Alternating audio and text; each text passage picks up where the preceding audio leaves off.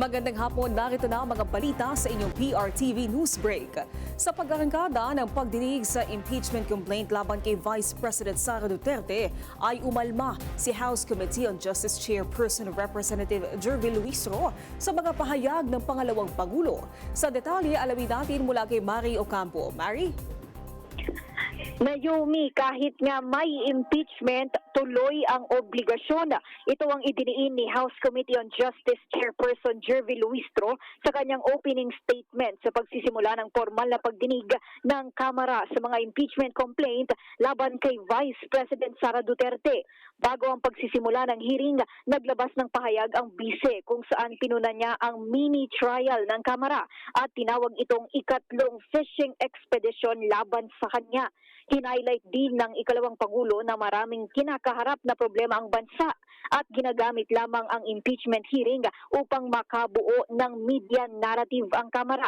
Pero ayon kay Luistro, hindi tumitigil ang Kongreso sa kanilang trabaho at kahit may impeachment, tuloy ang kanilang mandato. Ibinida ng Batangas 2nd District Representative ang mga panukalang naipatupad ng Kongreso kamakailan para mapabuti ang buhay ng mga Pilipino, kagaya ang pag-abolish ng travel tax, mga panukala sa sektor ng edukasyon, ang anti-political dynasty bill at ang pagpasa ng panukalang isuspinde o bawasan ng excise tax. Pagdiin niya, ang impeachment hearing ay hindi isang criminal trial, kundi isang constitutional at policy exercise na ipinagkatiwala sa Kamara. At yan muna ang ulat mula rito sa Kongreso. Ako, si Mari Ocampo ng PRTV News, nagseserbisyo para sa Pilipino. Maraming salamat, Mari Ocampo.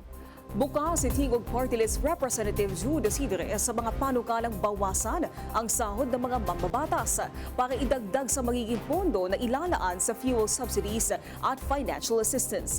Sinabi ni Isidre na matagal na itong ginagawa ng mga mambabatas lalo na kung may sakuna. At ngayong apektado ang maraming Pilipino dahil sa patuloy na tensyon sa gitnang silangan ay kusang loob na tutulong ang mga mambabatas sa abot ng makakaya.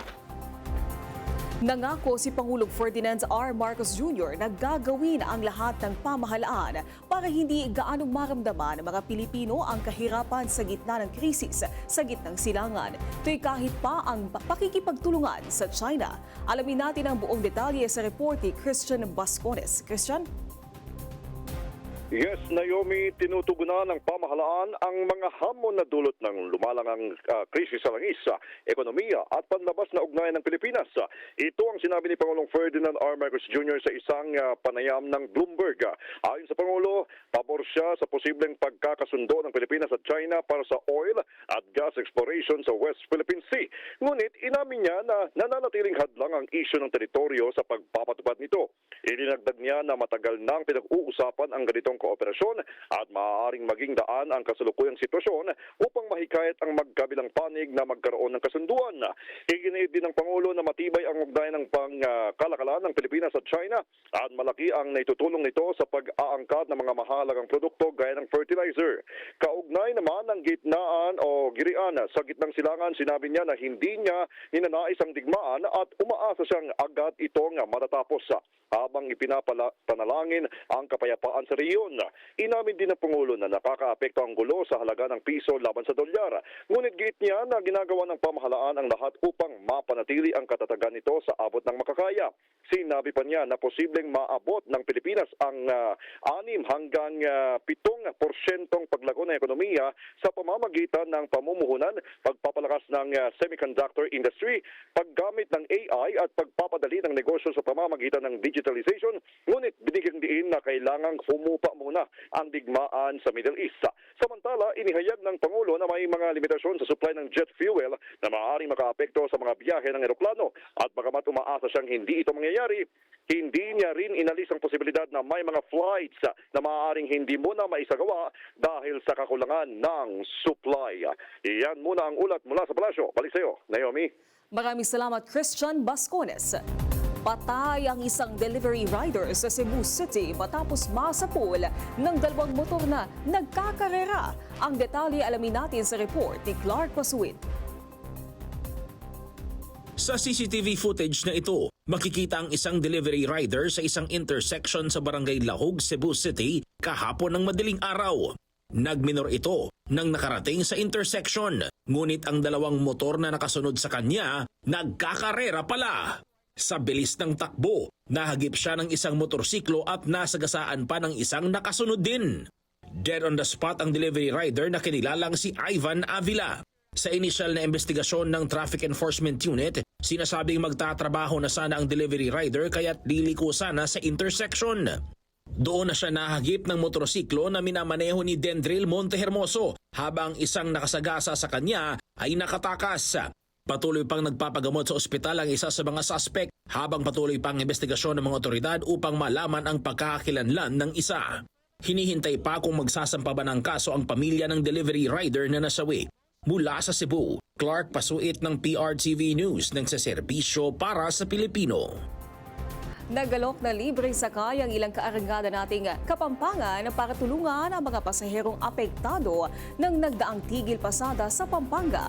Sa detalye alamin natin sa report ni Gracie Rutao.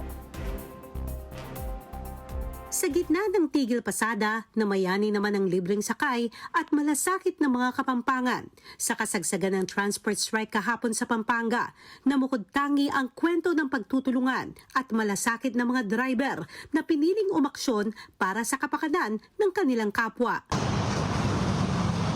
Isa sa kanila, si Richie Tongan, isang jeepney driver mula Barangay Santa Ursula sa Betis, Guagua. Sa halip na manatiling nakatigil, inilabas niya ang kanilang L300 van upang magsakay ng mga pasaherong patungong San Fernando nang walang hinihinging bayad. Kasama naman ako sa mga driver ng jeep, ma'am. Sabi, wala namang problema sa kanila kasi private naman po yung ginagamit namin. Hindi kita ang kanyang hinabol, kundi ang makatulong sa mga commuter na nahirapang makasakay. Sa bawat pasada niya, hindi lang mga pasahero ang kanyang naihatid, kundi pati na rin ang pag-asa at ginhawa sa gitna ng abalang sitwasyon. Ano lang po, parang kumbaga tulong na namin po sa mga kasi kumbaga share your blessing, ma'am. Hindi rin siya nag-iisa sa ganitong adhikain. Nakiisa rin ang ilang bus driver sa lungsod sa pamamagitan ng pagbibigay ng libreng sakay. Sa pangunguna ng Genesis Transport Service Incorporated, naghatid sila ng mga pasaherong pauwi sa gabi mula City Hall hanggang Telabastagan sa kahabaan ng MacArthur Highway.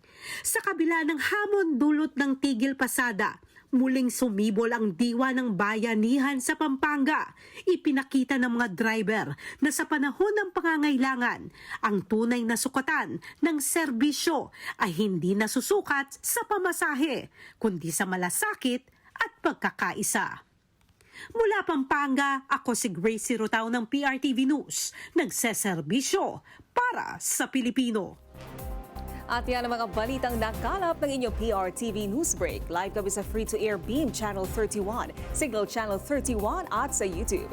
Tumutok din sa aming social media accounts sa Instagram, Facebook at TikTok sa @PRTV Prime Media. Ako po si Naomi Tiburcio. Magandang hapon.